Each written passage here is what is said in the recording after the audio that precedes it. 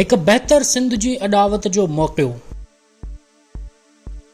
ज़रे घट महीनो गुज़रण जे बावजूद सिंध जो वॾो हिस्सो अञा ताईं ॿोॾ जे पाणीअ हेठि आहे। ज़िंदगी अमली तौर मफ़लूज बणियल आहे। ॿोॾ जे पाणीअ खां सिर बचाए निकितल लखें कुटुंब हाणे कैंपुनि में खुराक जी अणाट ऐं बीमारियुनि विघे साह ॾेई रहिया आहिनि। डिघे वक़्त ताईं पाणी बीहण सबबि पैदा थियल मच्छरनि सबबि मलेरिया ऐं डेंगी पखिड़िजी रहियो आहे ऐं पीअण या धोइण लाइ साफ़ पाणी न मिलण सबबि गैस्ट्रो, ख़ारिश ऐं ॿियनि बीमारियुनि विघे माण्हू मौत जो खाॼ बणिजी रहिया आहिनि। रोज़ानो मरी वयलनि जो अंग वधी रहियो आहे। गॾियल क़ौमुनि जे इदारनि यूनिसेफ ऐं वर्ल्ड हेल्थ ऑर्गेनाइज़ेशन वॾे अंग में मौतनि जो अंदेशो ज़ाहिर कयो आहे। वर्ल्ड हेल्थ ऑर्गेनाइज़ेशन इन सूरत हाल खे ॿी आफ़त ऐं यूनिसेफ इन खे मायूसी या ॻणतीअ खां बि वधीक ख़राब सूरत हाल करार ॾिनो आहे। सिंध में सिहत जूं सहूलतूं अॻु ई पूरी सारी हालत में आहिनि ऐं आम ॾींहनि में बि सिहत जी सहूलत जी कारकर्दगी मायूस कंदड़ हूंदी आहे ऐं हिन तबाहीअ वारी सूरत हाल में त इन जी पहुच वैतर महदूद थी वई आहे। कुझु अर्सो अॻु सिंध जे सिहत खाते कोविड जी वबा वक़्तु सॼे मुल्क में समूरनि सूबनि खां बहितर कारकर्दगी ॾेखारी हुई, जंहिंखे ॾेह पर ॾेह में वाखाणियो वियो हुयो। हिन बोर्ड जे वक़्तु बदकिस्मतीअ सां अहिड़ो राब्तो अॻु बरायूं नज़र न आयूं। जेतोणीकि सिहत खाते जो अमलो ऐं दवाऊं वग़ैरह केतिरनि ई बोर्ड सटियल इलाइक़नि में माण्हुनि ताईं पहुतियूं बि, पर इन अमल में देर बि थी ऐं सतायलनि जो हिकु वॾो अंग इन सहूलत मां लाभ न माणे सघियो आहे। सिहत खातो हिन सतह जे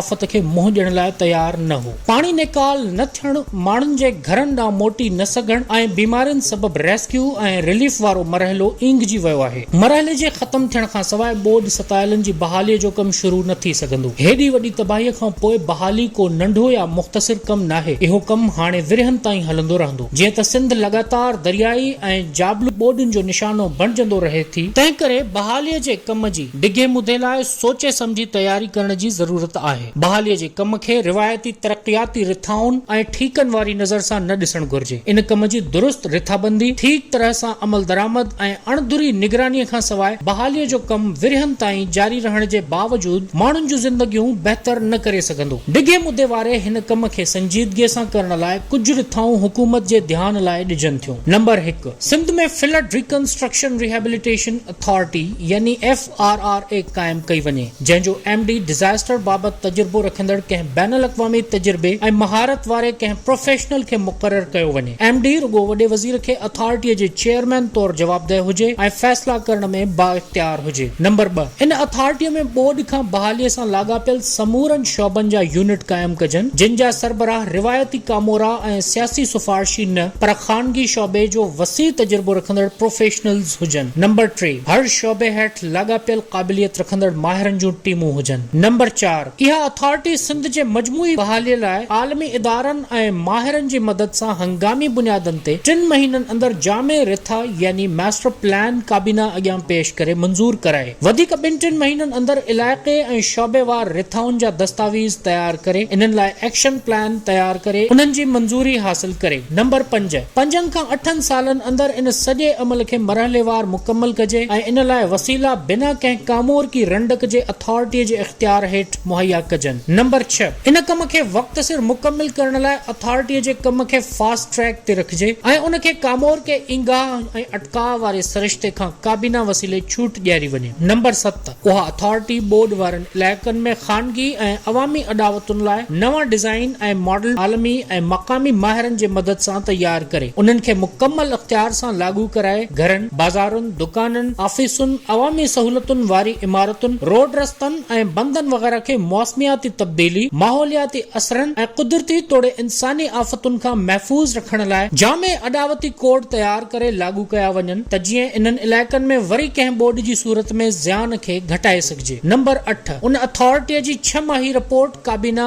ऐं अवाम अॻियां पधरी कई वञे, जीअं अवाम खे बहालीअ जे कम बाबति अॻु भराईअ जो पतो पवंदो रहे। सूबनि जी सालियानी तरक़ियाती प्रोग्राम जे रिथाउनि खे इन अथॉरिटीअ जे मास्टर प्लान सां सलाहियो वञे त जीअं सिंध जो समूरो अडावती ढांचो हिकु सलाहियल सिरिश्ते हेठि जोड़े सघिजे। नंबर 9, समूरनि खातनि खे पाबंद बणायो वञे त पंहिंजी समूरी रिथाबंदी इन अथॉरिटीअ सां गॾिजी तयार कनि त जीअं समूरा वसीला हिक ई मास्टर प्लान जे हिसे तौर ख़र्च करे सघजनि। अदावतुनि खां सवाइ गुज़र सफ़र ऐं रोज़गार जे ॿियनि वसीलनि जहिड़ोक ज़राअत, सिहत, माहीगीरीअ, समाजी शोबनि जहिड़ोक तालीम, सिहत, औरतुनि जी तरक्की वग़ैरह खे बि बहालीअ वारे मजमूई मास्टर प्लान जो हिसो बणाइजे। नंबर 10, इन अथॉरिटीअ जे बोर्ड में सिविल सोसाइटीअ सां ताल्लुक़ रखंदड़ साखायता या ॼाणू माण्हू शामिल कया वञनि त जीअं उन अथॉरिटीअ जी साखी ठहे। नंबर 11, हिन हेॾी वॾी तबाहीअ खे हिकु बहितर सिंध जी अदावत वारे मौक़े में बदिलायो वञे त जीअं सिंध खे मुस्तक़बिल में इन सतह जी बर्बादीअ जो शिकार थियण खां बचाए सघिजे।